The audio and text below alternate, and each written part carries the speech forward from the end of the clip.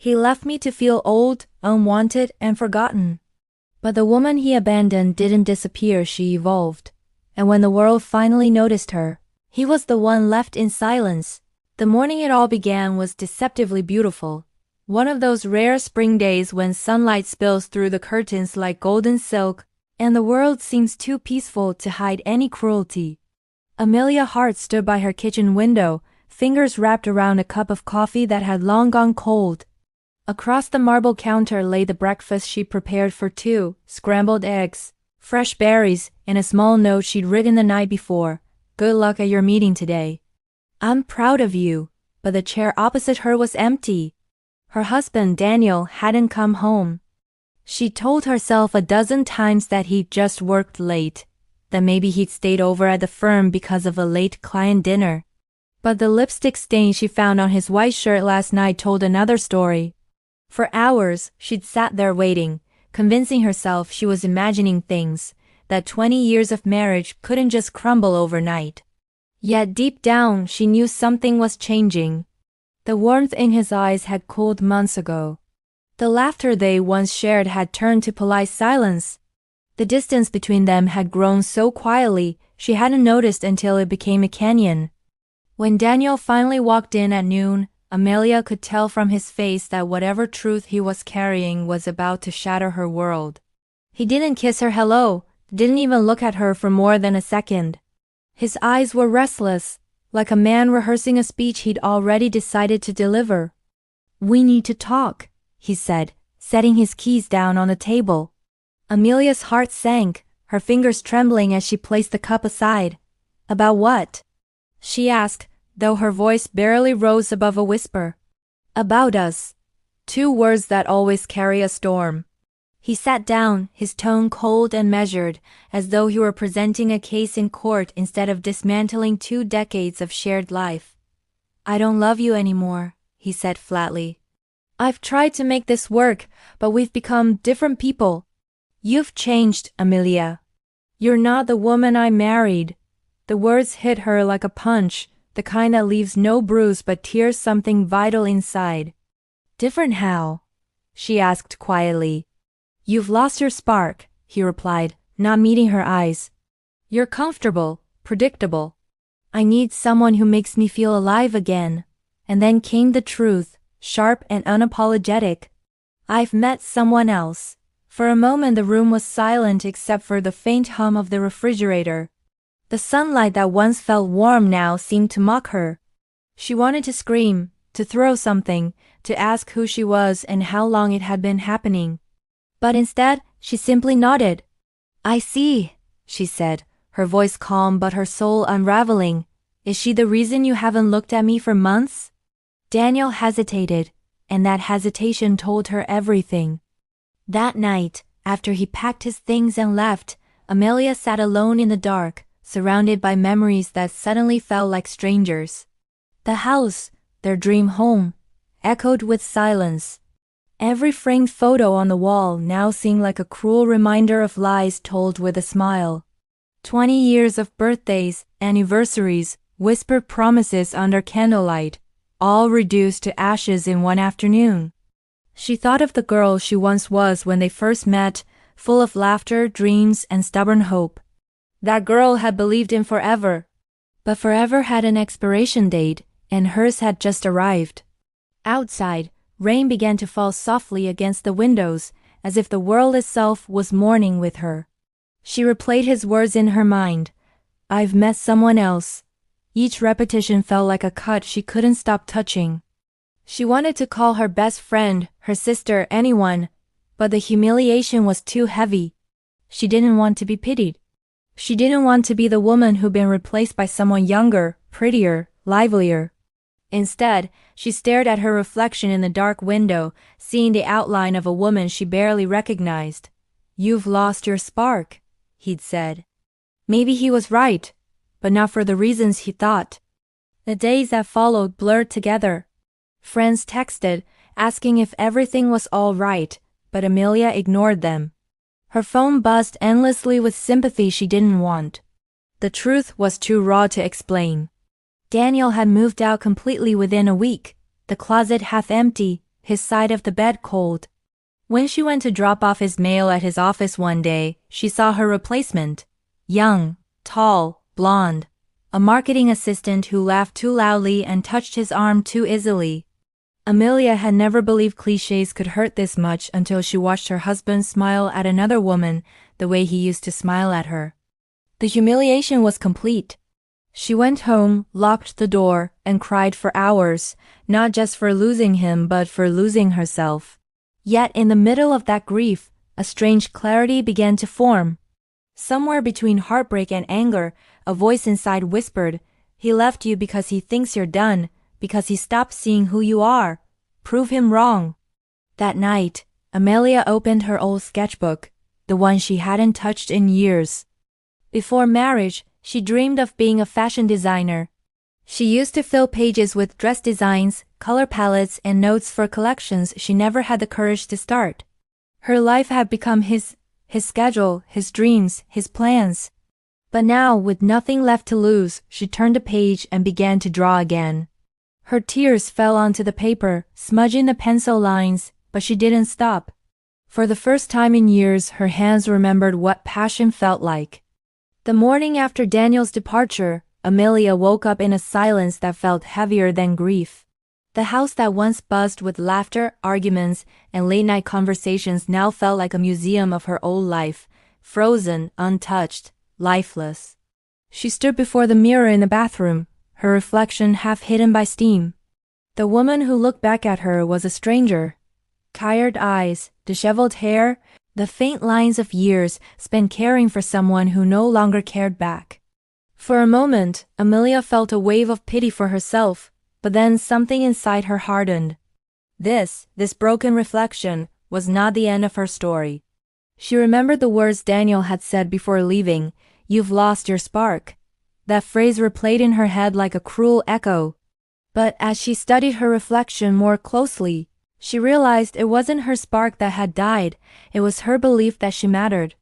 She had poured all her energy into keeping her marriage alive, into making Daniel proud, into becoming the perfect wife. And now, stripped of all that, she had nothing left but herself. Raw, flawed, but still standing. She placed a hand on the mirror and whispered, "It's time to find you again." It wasn't a cry of despair, it was a vow. That morning she made her first small decision, not to spend another day waiting for someone else to define her worth. Over the next few weeks, Amelia started rebuilding herself from the inside out. She began with the simplest things, walking every morning through the park, feeling the air on her skin, noticing the world she had ignored for years. The city seemed different now, sharper, alive. She started eating again, not because someone else was home for dinner, but because she wanted to nurture herself. Slowly she began sorting through the pieces of her old life. The clothes she never wore, the photographs she couldn't look at, the memories that weighed her down. Each drawer she emptied felt like shedding a layer of her old self. Then came the sketchbook. What began as a distraction soon became an obsession. Every night, she sat at the dining table surrounded by pencils, fabric swatches, and a quiet fire burning in her chest. Her sketches evolved, from timid outlines to full collections. Dresses inspired by the woman she wanted to become, bold, unapologetic, free. One night, she posted one of her designs on a small online forum for designers, not expecting anything. Within hours, strangers began commenting, complimenting her eye for detail, her creativity, her originality. It had been years since she'd felt seen for who she truly was. For the first time in a long time, Amelia slept peacefully, her dreams no longer haunted by betrayal but lit by possibility. A turning point came one afternoon when she ran into Claire, an old college friend she hadn't seen in over a decade. They met by chance at a cafe downtown, where Amelia was sketching quietly by the window. "Amelia Hart?" Claire gasped, eyes wide with surprise. "Is that really you?" They hugged, laughing through the nostalgia. Claire had always been the wild one, spontaneous, confident, and brutally honest. Over coffee, Amelia told her everything, the betrayal, the heartbreak, the strange, quiet rebirth that had followed. Claire listened without judgment, then said something that stuck with her forever. He didn't leave you because you lost your spark. He left because he couldn't handle your fire when it was about to burn brighter than his. Those words cracked something open in Amelia's heart. Claire, now working as a creative director for a fashion startup, asked to see her designs. As she flipped through Amelia's sketchbook, her eyes lit up. "You've got something real here," she said. "Raw, elegant, emotional. I can feel your story in every line. Have you ever thought of submitting these to a design showcase?" Amelia shook her head, half laughing. "Oh, come on, Claire. I'm just sketching for myself." But Claire leaned in, her voice firm. "No, you're not. You're sketching to remember who you are. That's power, and people will feel it. Let's get you seen." That conversation became the spark that changed everything. The following month, Amelia entered her first local fashion competition under a pseudonym, A. Hart. She wanted the work to speak before her name did. She spent days sewing prototypes in her living room, staying up past midnight, hands aching, heart alive. There were moments of doubt, moments she wanted to quit. When the fabric didn't sit right, when the stitches went crooked, when exhaustion whispered, "You're wasting your time." But every time she looked at the mirror, she remembered that woman she had promised to find. On the day of the showcase, she stood backstage surrounded by young designers half her age, confident, loud, flawless. She felt small, invisible. But when her first model stepped onto the runway wearing a deep crimson gown that shimmered under the lights, the crowd fell silent. There was something about the design timeless, emotional, defiant. When the applause came, it was thunderous. Amelia's eyes filled with tears she tried to hide. She didn't win first place that day, but something greater happened. People noticed her. Her designs began circulating online, shared by bloggers and stylists. For the first time in years, she felt alive. That night, she stood before the mirror again, but this time, the woman staring back wasn't broken. She was reborn. When the applause faded that night after the showcase, Amelia didn't realize she had crossed an invisible line, the line between survival and rebirth. The world outside the small auditorium smelled of rain and possibility. She walked home through the city streets, the wind tangling her hair, her heart pounding with an emotion she hadn't felt in years, pride. It wasn't the kind that comes from winning. It was the kind that comes from showing up for yourself. The next morning, her phone buzzed with a message from an unknown number. "Your collection was breathtaking. We'd love to feature your designs in our upcoming issue." Verve Style magazine. For a moment, Amelia thought it was a prank. But when she checked the email signature, her hands began to tremble. Verve Style, one of the most influential fashion publications on the East Coast, wanted her. They didn't know she was the middle-aged woman recently left for someone half her age. They only knew the power of her art. Amelia pressed her palm against her chest, whispering, "They see me." That day, for the first time since Daniel had left, she smiled without forcing it. The light that had dimmed inside her was slowly flickering back to life. Over the next few weeks, Amelia poured her soul into refining her designs for the magazine feature. Her apartment, once silent and empty, now pulsed with energy. Fabric rolls leaned against the walls, half-finished gowns draped over chairs, and the rhythmic hum of her sewing machine filled the nights. Claire visited often, bringing coffee, laughter, and tough love. "You're glowing," she teased one evening watching Amelia work. "If Daniel saw you now, he'd choke on his own regret." Amelia laughed softly, though a part of her knew Claire was right. She didn't crave his attention anymore, but she wanted the universe to show him what he'd thrown away, not through revenge, but through transformation. Each dress she created told a piece of her story. Heartbreak stitched into strength, betrayal transformed into beauty. When Verve's photographer came for the shoot, Amelia nearly backed out. "I thought it was just about the designs," she said nervously. The young editor smiled. "It is, but it's also about you. People need to see the woman behind the work. You're the story." And just like that, she found herself standing before the camera in a soft gray gown of her own making, her hair pinned loosely, eyes steady. As the camera flashed, Amelia didn't see a woman who'd been left behind. She saw a creator, a survivor, a woman in control of her own narrative. The feature was published 2 weeks later under the headline, Reinventing Grace, The Rise of a Heart. The article described her as a visionary, independent designer redefining elegance through resilience. It didn't mention her age, her divorce, or her heartbreak, only her art. Orders started coming in through her website, and invitations followed. Small interviews, podcasts, local TV spots.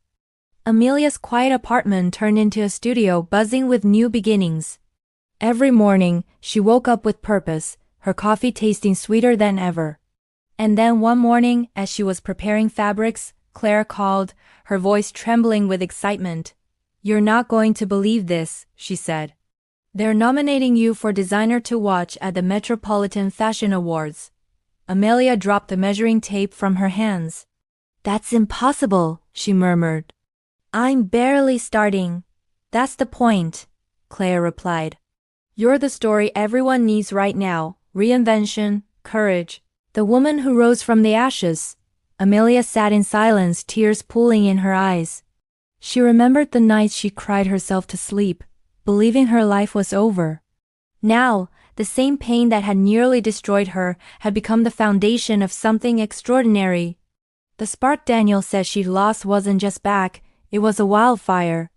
But destiny has a way of looping back when you least expect it.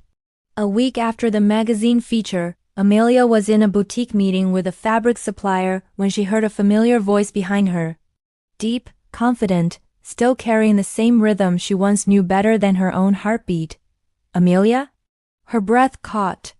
She turned slowly, and there he was.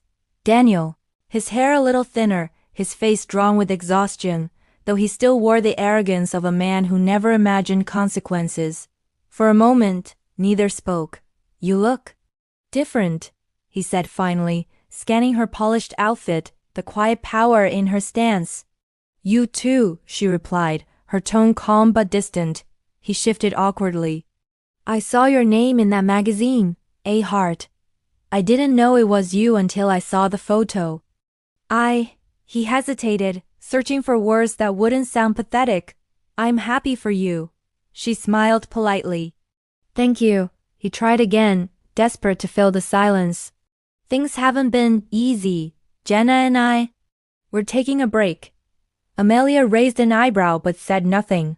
He continued, "I didn't realize how much She cut him off gently. "Daniel, you don't have to explain. Some lessons come late, but they come." He looked at her, confused. "Are you saying you forgive me?" She met his gaze steadily. "I'm saying I outgrew the need to be angry." The room seemed to still. For the first time, he saw the woman he'd underestimated, not the wife who waited at home, but the woman whose face was now on magazine covers. When she walked away that day, she didn't look back. The spark hadn't just returned. It was blazing brighter than ever, and this time it was hers alone. Success, Amelia soon learned, was not a thunderclap. It was a whisper that grew louder with every choice she made to keep going. After the magazine feature and the chance encounter with Daniel, her name began circulating in places she had only ever dreamed of. Boutiques reached out, stylists requested exclusive designs, and emails flooded in from women who said her story had given them courage. Amelia was overwhelmed at first. She wasn't used to people admiring her. For so long, she had lived in the shadow of someone else's life, quietly holding it together. Now, strangers called her inspiring, brave, a symbol of rebirth. She'd wake up before dawn, brew her coffee, and sit by her window watching the city come alive. The woman who once felt invisible was now shaping a life built entirely on her own terms. But success brought its own kind of loneliness, not the emptiness of loss, but the isolation of transformation.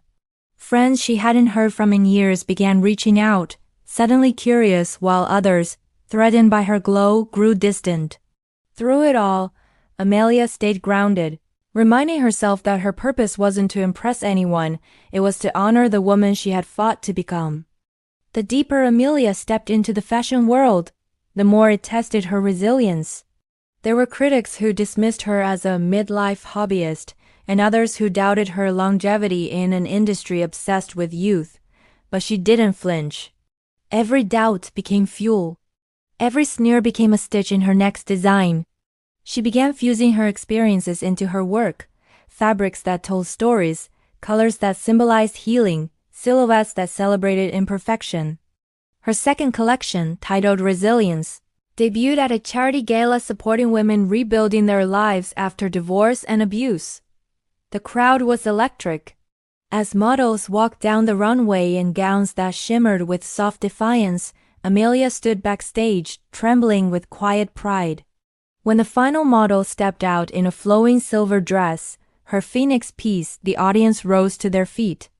Cameras flashed, applause echoed, and tears welled in Amelia's eyes. She realized in that moment that her designs were no longer about fashion, they were about transformation. After the show, a journalist approached her, voice filled with admiration. "Your work feels like a story," she said. "What's your inspiration?" Amelia smiled softly. "A woman who learned she didn't need saving," she replied.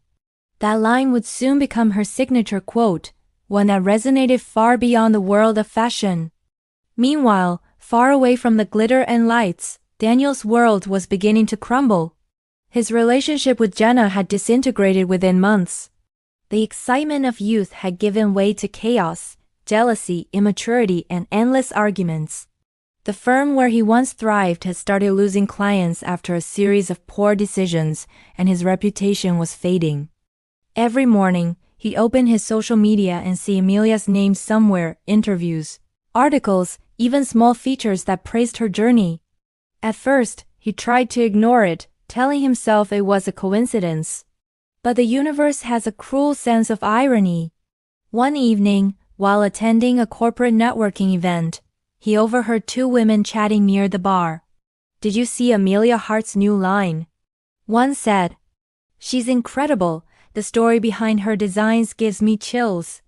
The other replied, "You mean the Amelia Hart? I read somewhere her ex left her for a younger woman. Imagine how that guy feels now." Laughter followed. Daniel felt the air leave his lungs. For the first time, he saw himself the way the world did, not as a man who chased happiness, but as one who abandoned it. He left early that night, driving aimlessly through the rain, haunted by memories of the woman who once believed in him. Regret, he discovered, doesn't come as guilt. It comes as silence, the silence of realizing you destroy something irreplaceable. As Amelia's name continued to rise, fate prepared one final twist, the kind that turns whispers into headlines. Verve Style had nominated her for Designer of the Year, and her latest photo shoot was set to grace the magazine's next cover. The same cover Daniel's company subscribed to for its executive lobby. When the issue hit stands, it was everywhere: airports, bookstores, digital screens. Amelia in a golden gown, eyes fierce, captioned, "Reborn, the woman who redefined strength." The day Daniel saw it, he was in the office lobby waiting for a client. His gaze fell on the magazine stand, and there she was, the woman he left behind, now immortalized on glossy paper. For a moment, he couldn't move. The receptionist noticed his expression and smiled. "She's amazing, isn't she?" Her story went viral. Daniel nodded numbly, throat dry. That night, he went home to an empty apartment. No laughter, no warmth, no one waiting. He opened the magazine, tracing her photo with trembling fingers. Beneath it, a quote read, "Sometimes losing everything is the only way to find yourself." He closed the magazine and whispered, "I see that now." But for Amelia, that moment wasn't about revenge, it was about arrival. She stood on her balcony that same evening, the city lights flickering below, holding the first printed copy of the issue. The woman on the cover wasn't just her reflection, she was proof that healing isn't about going back. It's about rising higher. Amelia smiled to herself, whispering softly, "You were wrong, Daniel. I never lost my spark. I just learned how to set the world on fire." Fame arrived quietly but changed everything. Within months of the magazine cover, Amelia's name had become shorthand for reinvention. She was invited to speak at women's conferences, to judge design contests, to appear on morning shows where polished hosts ask, "How did you rebuild after heartbreak?" Each time, she smiled and answered honestly, "By listening to myself for the first time." Yet, beneath the applause and camera lights, lived a truth she rarely shared, the loneliness of outgrowing an old life. Her phone buzzed with business calls, not laughter. Dinners were booked weeks in advance, but she often ate alone. People saw her strength, not the small, trembling moments behind it. Sometimes, after long days in the studio, she'd curl up on the couch and watch old home videos, birthdays, vacations, laughter that now felt like a language she no longer spoke. It wasn't longing for Daniel. It was mourning the version of herself who had loved without caution. Peace, she learned, demanded a price, letting go of the need to be understood by those who never tried. The more Amelia succeeded, the more she realized that forgiveness was the final frontier of freedom. Anger had once kept her moving, but now it felt heavy, outdated, like a coat she had outgrown. One evening, she sat on the balcony overlooking Miami's skyline, the humid air thick with salt and memory, and finally wrote the letter she had avoided for a year. "Daniel," it began, "I hope you're well. I don't write to reopen the past but to release it. I no longer carry what happened between us as pain. I carry it as perspective. You taught me what happens when love turns into ownership, and I thank you for that lesson." She didn't send the letter. She didn't need to. The act of writing it loosened the last thread tying her to bitterness. The next day, she donated half of her old jewelry and clothes to a shelter for women starting over. Watching strangers smile as they accepted the boxes felt better than any runway applause. The narrative of her life was no longer about loss or revenge, it was about contribution. That same week, an email arrived from a university in Florence inviting her to lecture on design as healing. The idea terrified her, but she accepted. Italy had always been her dream destination, the birthplace of style she once studied from afar while raising a family that never arrived. In Florence, she walked through narrow cobblestone streets, sketchbook in hand, inhaling the scent of espresso and rain. She spoke to a hall of students who listened with wide eyes as she told her story, not the gossip column version, but the real one, a woman rebuilding piece by piece. When she finished, the students rose in applause, not because she was famous, but because they saw themselves in her resilience. Later, sitting beside the Arno River, she realized how far she'd come from the kitchen where she once cried over betrayal to a foreign city where she now inspired strangers. Her heart no longer ached, it expanded. Forgiveness, she understood, wasn't about the person who hurt you, it was the gift you give yourself when you're ready to live again. Back home, as the plane descended over the glittering coastline, Amelia felt the gentle weight of contentment settle over her shoulders. She had learned that success could fill a calendar but not a heart, that forgiveness could feel softer than love, and that peace was earned, not granted. That night, she turned off her phone, brewed tea, and wrote a single line in her journal, "I am whole." For the first time, the words felt true. Somewhere across town, Daniel scrolled past another article praising her humanitarian work and closed his laptop with a sigh not of envy, but of recognition. He had become a man defined by mistakes, she a woman defined by how she rose above them. Amelia didn't know or need to know. She simply stood at her studio window watching the dawn spill gold over the ocean, the hum of sewing machines below echoing like a heartbeat. The price of peace, she thought, was everything she once feared losing, and it was worth every ounce. Peace, Amelia discovered, isn't a destination, it's a practice that can be shaken by the faintest echo. It had been nearly 2 years since she'd last seen Daniel. Life had folded neatly around her new rhythm. Morning runs by the ocean, afternoons at the studio, evenings with friends who valued her not for her fame but for her warmth. Then, one gray Friday, she received an email from a local hospital charity. "Would you consider donating pieces from your resilience line for our fundraising gala? Our guest of honor, Daniel Rivers, recommended you." Her chest tightened at the sight of his name. At first, she thought it must be a coincidence, another Daniel, another life, but the follow-up message confirmed it. Her ex-husband was helping organize the event. For a long moment she stared at the screen, pulse quickening.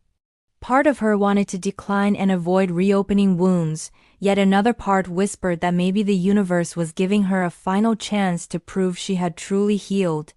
That evening, she stood before her closet, fingers brushing the gowns she created, and chose 3 to donate, the same 3 whose sketches she had drawn the week he left her. The night of the gala shimmered with soft lights and murmured conversation. Cameras flashed, champagne glasses clinked, and the city's elite gathered in tuxedos and sequins. When Amelia stepped from the car, heads turned. She wore a midnight blue gown of her own design, simple, commanding, serene. Inside, she felt surprisingly calm, as though she were walking through a memory that no longer owned her. Halfway through the evening, while speaking with a journalist, she felt a presence behind her. "Amelia," a voice said, hesitant but familiar. She turned. Daniel stood there in a black suit, thinner, older, eyes carrying something she hadn't seen before, humility. For a moment neither spoke. Then he smiled weakly. "You look incredible," she inclined her head politely. "Thank you." They moved to a quieter corner where the noise faded to a soft hum. "I didn't know you'd actually come," he said. "I almost didn't," she admitted. "But avoiding the past doesn't erase it." He nodded, staring into his glass. "You changed my understanding of success," he murmured. "I used to think it was power or money. Now I know it's peace, and I've never found it." Amelia listened, not with bitterness, but with a quiet compassion she hadn't known she possessed. Daniel told her about his losses, the failed business partnership, his mother's declining health, the loneliness that trailed him like a shadow. He spoke not to earn forgiveness but to confess the truth of a man stripped of illusion. When he finally looked up, eyes wet, he said, "You were the best thing that ever happened to me, and I threw it away." The old Amelia might have wept. The new one simply reached across the table and placed a steady hand over his. "Sometimes we break things so we can learn how to build differently," she said softly. "I hope you find what you're looking for." He exhaled, a sound halfway between relief and sorrow. "You already gave it to me by forgiving me." They sat in silence until the auctioneer's voice called the room to attention. One of Amelia's gowns had just sold for a record amount. The crowd erupted in applause, and Daniel turned to her with a faint smile. "Looks like you still light up a room," he said. "No," she replied gently. "The room just finally learned how to see me." Later that night, as the city lights blurred past her car window, Amelia felt no triumph, no ache, only clarity. Closure, she realized, wasn't an event but an understanding, that the past can touch you without pulling you back. When she reached home, she placed her shoes by the door and looked around her studio, the soft scent of fabric and jasmine filling the air. On her work table lay the next collection, sketches, garments inspired not by pain or survival but by serenity. She picked up a pencil and wrote the new line's title in looping letters, Echoes. Under it, she added a note, dedicated to everyone who has turned heartbreak into harmony. Then she smiled, switched off the lights, and let the sound of the sea drift through the open window. Somewhere in the distance, another chapter of her life was already waiting, but for now the echoes had finally quieted. Time softened the sharp edges of Amelia's fame, leaving something steadier behind: purpose. 2 years after the gala, her studio had expanded into a light-filled space downtown where young designers worked side by side, music drifting through the open windows. She called the collective threads of hope because every stitch, she said, should carry a reason to keep going. Some interns were fresh graduates. Others were women rebuilding their lives after loss. Amelia moved among them like quiet sunlight, correcting a hem here, offering encouragement there. Perfection isn't the goal, she would remind them. Expression is. Watching their eyes brighten at each small success gave her a satisfaction no award ever had. On Fridays, they held story circles, where each woman shared the chapter she was mending in her own life. Sometimes they cried, sometimes they laughed until the machines rattled. Each tale reminded Amelia how universal resilience was. She wasn't teaching fashion anymore, she was teaching recovery stitched in silk. The world noticed again, though this time the attention felt gentler. Documentaries wanted to film her mentorship program. Magazines called her the soul seamstress. When one reporter asked why she invested so much time in others instead of expanding her brand, she smiled. Because the runway disappears in seconds, she said. But what we pass on lasts a lifetime. Yet its success still demanded balance. There were nights when exhaustion pressed heavy, when she stared at fabric rolls and wondered if she was giving too much away. But each morning she returned, coffee in hand, heart open. The studio walls soon filled with sketches from her students, vivid, fearless, full of life. One afternoon, a letter arrived from a small-town art school requesting scholarships for 3 talented girls who couldn't afford tuition. Without hesitation, Amelia funded them anonymously. She remembered her own younger self, the girl who once believed dreams had an expiration date, and whispered to the wind, "Not anymore." That summer, she organized a charity exhibition called Rewoven Lives, showcasing designs from her apprentices. The event drew hundreds, but what mattered most was the emotion vibrating through the crowd. Women who had once been invisible now walked the runway in garments they sewn themselves, shoulders back, eyes shining. When the final model bowed, applause thundered through the hall, echoing like a heartbeat shared by everyone present. Standing backstage, Amelia felt tears slip down her cheeks, not of sadness but of fulfillment so deep it frightened her. She realized she had become what she once needed, proof that broken things can become beautiful again. Later that night, as she packed the last of the gowns, she found a note one of her students had left on the work table. "You taught me to design, but more than that, you taught me to forgive myself." Amelia pressed the paper to her heart and whispered, "That's all I ever wanted." When the lights dimmed and the hall emptied, she stepped outside into the warm evening air. The city hummed, alive with distant laughter and car horns, the same melody that had once sounded lonely but now felt like belonging. Across the street, a billboard displayed the advertisement for her new mentorship foundation, her photograph. Beside the words "Empower, Create, Rise," she smiled, not out of pride but gratitude. The road that began with betrayal had led here to purpose, community, peace. She thought of Daniel, of the life that had collapsed so she could rebuild another, and felt only quiet compassion. The future stretched before her like uncut fabric, waiting for new patterns. "Tomorrow," she murmured to herself, "we start the next collection." Inside, her students were still laughing, the sewing machine still humming, the sound of hope itself threading through the night. Autumn crept over the city like a soft flame, tinting the skyline gold and reminding Amelia that even endings could be beautiful. The Threads of Hope studio thrived. Her apprentices had grown confident enough to handle projects without her constant supervision, and for the first time in years she had space to breathe. She spent her mornings sketching by the harbor cafe, sipping espresso, watching tourists chase sunlight across the water. One morning a man stopped by her table to ask about the design she was drawing. He introduced himself as Ethan Cole, a travel photographer preparing an exhibition on cities that heal.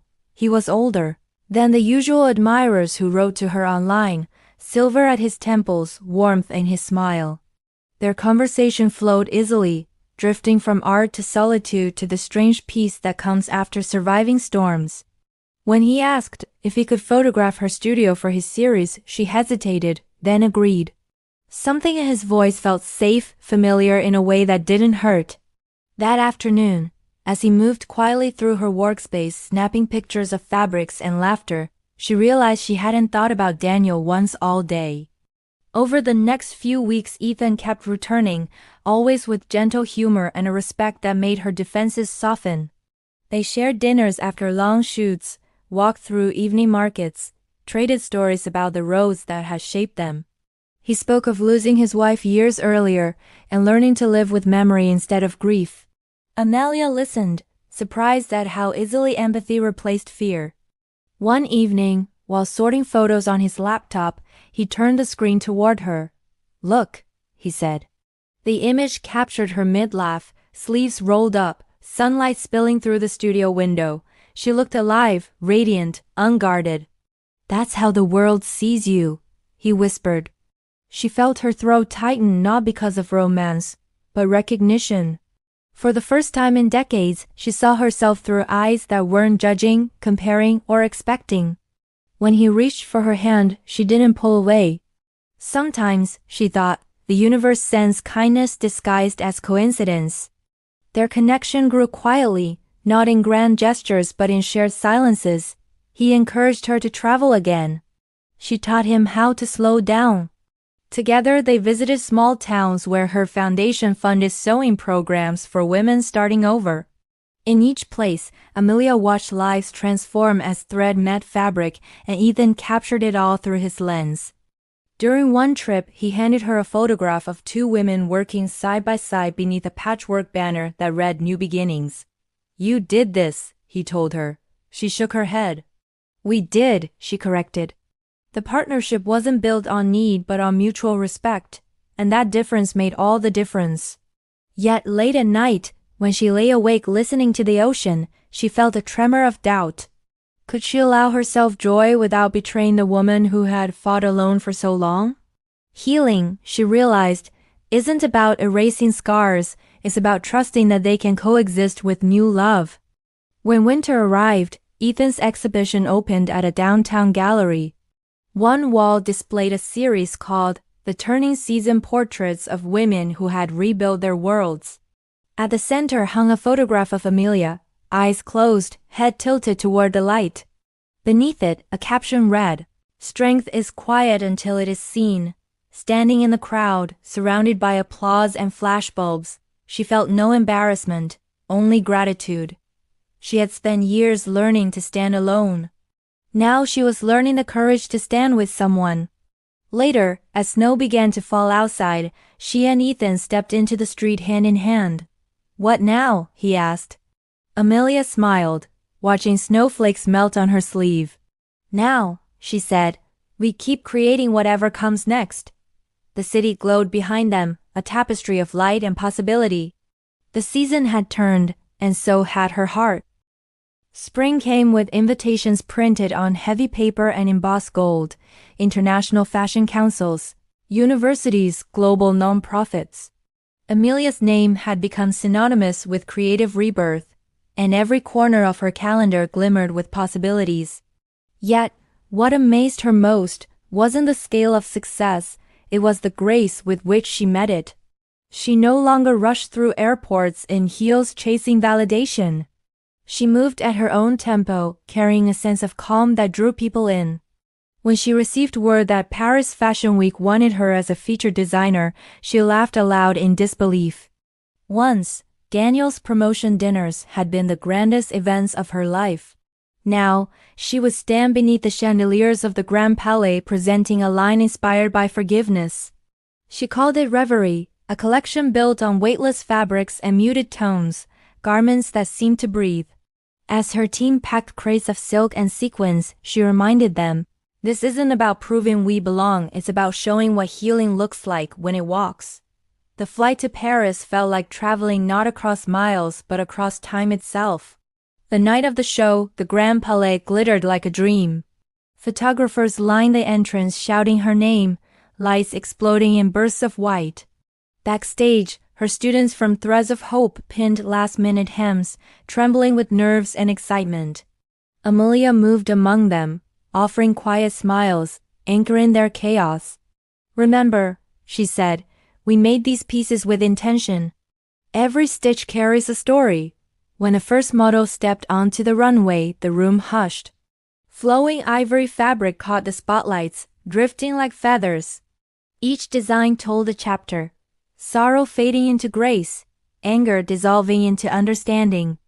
The final look, a gold-woven gown embroidered with tiny phoenix feathers, earned a standing ovation that felt endless.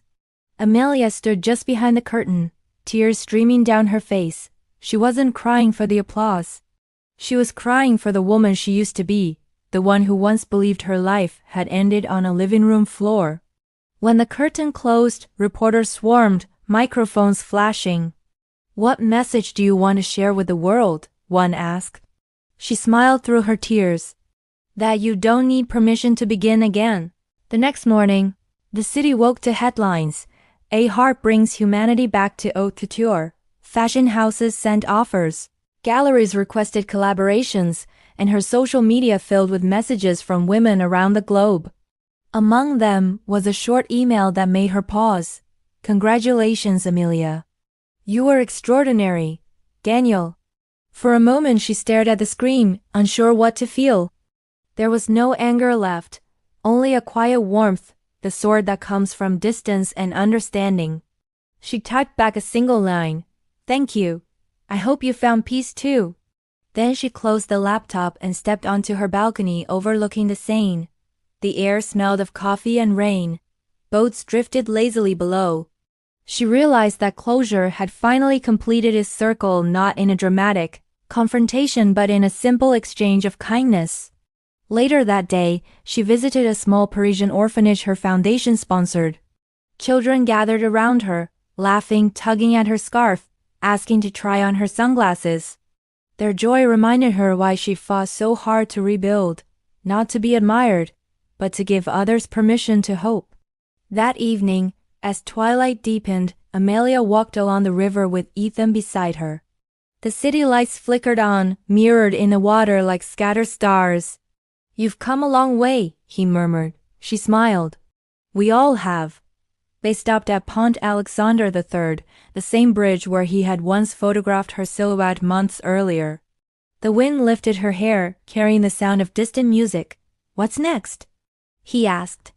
She looked out over the glowing horizon. "Home," she said softly, "to keep teaching, to keep creating, to keep loving." He took her hand, and together they stood in the quiet awe of everything that had changed. Somewhere behind them, posters still bore her name, but Amelia no longer needed them. She had walked the entire circle from heartbreak to healing, from loss to legacy, and arrived at herself. As the bells of Notre Dame chimed in the distance, she whispered a silent thank you to the universe for every wound that had made her whole. Years later, the world still spoke Amelia Hart's name, though she herself had quietly stepped away from the spotlight. Fame, she'd learned, was only borrowed light. Legacy was what you built in its glow. Her studio had become an academy now, filled with color and laughter, its walls covered in photographs of the women whose lives had intertwined with hers. The Threads of Hope Foundation had expanded across continents, training women in small towns, refugee camps, and city shelters to sow their way toward independence. Each time a new branch opened, Amelia would visit, sitting cross-legged among the learners, her hands guiding fabric through the hum of old machines. She never made grand speeches. She just listened. In their stories of resilience, she heard echoes of her own journey. Some days, when exhaustion crept in, she would pause and look at the young faces around her and think, this is what survival becomes when it's shared. The success she once chased no longer mattered. What mattered was what she left behind. At home, life unfolded with a gentleness she had never known in her youth.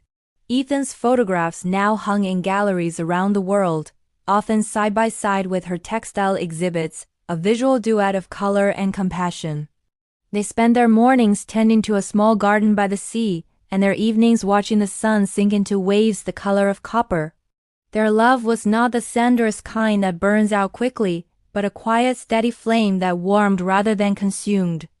Sometimes, while reading on the porch, Amelia would catch Ethan sketching her profile in the fading light, and they'd share a smile that said everything words could not. "Do you ever miss the chaos?" he asked once. She laughed softly. "No," she said. "I lived through storms long enough to appreciate the calm." He squeezed her hand. "You built the calm," he replied. It was true, her peace hadn't been granted by fate. She had sown it, thread by thread, through forgiveness, courage, and love. When her memoir was finally published, The Art of Starting Over, it sold across languages, resonating with readers who saw themselves in her scars. The dedication read simply, "To the woman I used to be, thank you for not giving up." She refused to let the book become a monument.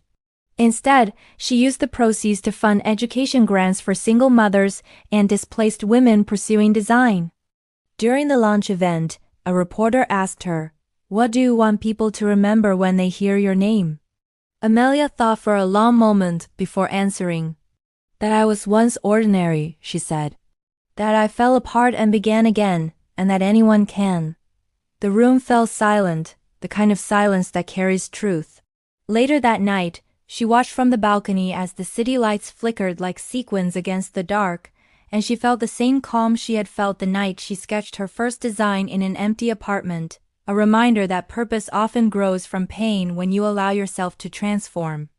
In the end, Amelia Hart's legacy wasn't measured in awards, headlines, or even the global reach of her foundation. It lived quietly in the women who stood taller because of her, in the designs that told their stories, in the generations who learned that broken beginnings can still create masterpieces. On her final runway show, years later, she didn't walk to applause but to the sound of her students cheering, their eyes shining with gratitude. As she took her last bow, she felt no farewell, only completion. Outside, the night was cool, the sea whispering against the shore. She looked up at the stars, remembering the girl she had been, the woman she became, and the life she built in between. "We did it," she murmured to herself, not as a statement but as a prayer. The waves answered softly, carrying her words into the dark. And in that moment, Amelia Hart knew she hadn't just survived. She had created a world stitched together by hope, one thread at a time.